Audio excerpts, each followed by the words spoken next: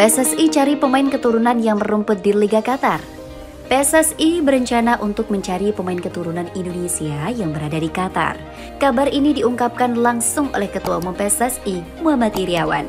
Dia mengatakan hal itu saat menggelar pertemuan dengan Duta Besar Indonesia di Qatar, Ridwan Hasan.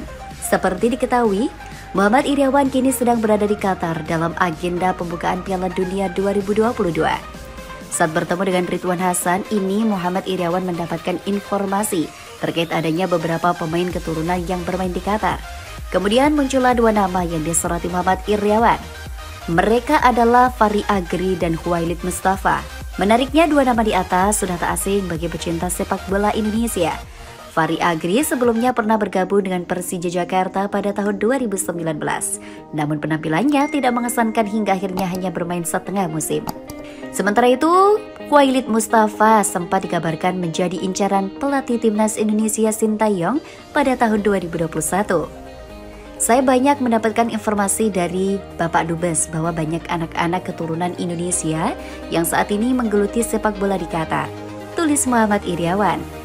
Bahkan ada anak Indonesia yang saat ini bermain di Liga 1 dan Liga 2-nya Qatar. Kedua pemain ini berasal dari Loksmawe, sambungnya. Muhammad Iryawan menilai dua pemain tersebut patut diperjuangkan oleh PSSI. Menurutnya, semakin banyak pemain yang bertalenta, maka semakin baik pula untuk timnas Indonesia. Potensi seperti ini akan sangat disayangkan jika tidak diakomodir dan diperjuangkan oleh federasi dari pemerintah Republik Indonesia. Talenta-talenta muda ini akan dapat membantu mendorong timnas Indonesia untuk berbicara lebih banyak di kancah internasional, tutupnya.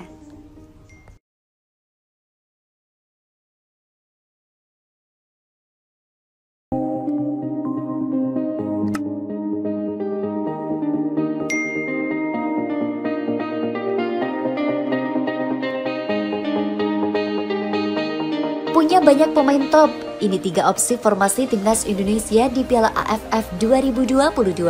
Pelatih timnas Indonesia, Sintayong tentunya memiliki banyak opsi formasi saat menghadapi Piala AFF 2022 karena memanggil sederet pemain berkualitas. Dari 28 nama pemain yang dipanggil oleh Sintayong, timnas Indonesia bisa menggunakan sejumlah formasi yang tangguh untuk menghadapi Piala AFF 2022. Sebetulnya, formasi-formasi ini sudah pernah digunakan oleh Sintayong dalam laga beberapa kesempatan, mulai dari Piala AFF 2020, kualifikasi Piala Asia 2023, hingga ajang FIFA Matchday.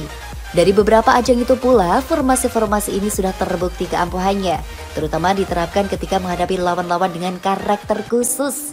Dengan demikian, opsi formasi ini bisa digunakan kapan saja oleh timnas Indonesia dan tinggal mencari komposisi pemain yang tepat untuk ramuannya sesuai dengan struktur permainan yang diinginkan Sintayong. Berikut Suara.com menyajikan 3 opsi formasi yang bisa digunakan timnas Indonesia saat menghadapi Piala AFF 2022. Pertama, 4-3-3. Formasi pertama yang bisa digunakan oleh Sintayong pada Piala AFF 2022 ialah pakem 4-3-3. Sejatinya, formasi ini sudah sering digunakan timnas Indonesia di bawah asuhan pelatih asal Korea Selatan tersebut. Salah satunya yakni ketika skuad Merah Putih menghadapi Piala AFF 2020 dengan pakem 4-3-3 ini, Indonesia bisa mengandalkan 2 bek tengah di jantung pertahanan, yakni Jordi Amat dan Elkan Bagat. Sementara sisi sayap kiri diberikan kepada Pratama Arhan dan kanan untuk Sandy Walsh. 3 pemain di lini tengah bisa diisi duet Ricky Kambuaya Maglot sebagai pivot dan Witan Sulaiman di pos gelandang serang. 3 pemain di lini depan bisa dipercayakan kepada Egy Maulana Fikri dan Sadil Ramdhani di sektor sayap untuk menopang Dimas Derajat yang menjadi ujung tombak. Kedua, formasi 4-4-2. Pakem 4-4-2 juga bisa menjadi opsi lainnya untuk Sintayong. Skema ini juga telah teruji keampuhannya, terutama saat menghadapi Curaçao pada laga FIFA Matchday lalu. Sebetulnya komposisi pemain skema ini tak jauh berbeda dengan formasi 4-3-3 karena sama-sama menggunakan 4 bek dan 2 gelandang sebagai pivot. Bedanya, komposisi di lini depan bakal memberikan ruang bagi 2 penyerang. Alternatifnya adalah duet antara Dimas Derajat dengan Witan Sulaiman atau Dimas Derajat bersama Ramadan Sananta atau Dendi Sulistiawan. Dan formasi yang ketiga yang bisa digunakan adalah 3-4-3. Selanjutnya ada skema 3 back yang juga menjadi salah satu alternatif dan opsi lain bagi timnas Indonesia. Pakam ini punya beberapa variasi, mulai dari 3-4-3 atau 3-5-2, tergantung komposisi lini tengah dan serangnya. Skema ini sebelumnya sudah pernah dipakai terutama pada kualifikasi Piala Asia 2023 beberapa waktu lalu. Sintayong punya banyak opsi untuk merancang kombinasi 3 bek tengah. Tandem yang paling ideal adalah Elkan Baget, Rizky Ridho, dan Jordi Amat. Untuk 2 pemain yang menyisir sektor wingback, opsinya ialah Pratama Arhan di sisi kiri dan Sandy Walsh di kanan. Duet pivot di lini tengah juga bisa diberikan kepada Ricky Kambuaya Maklok.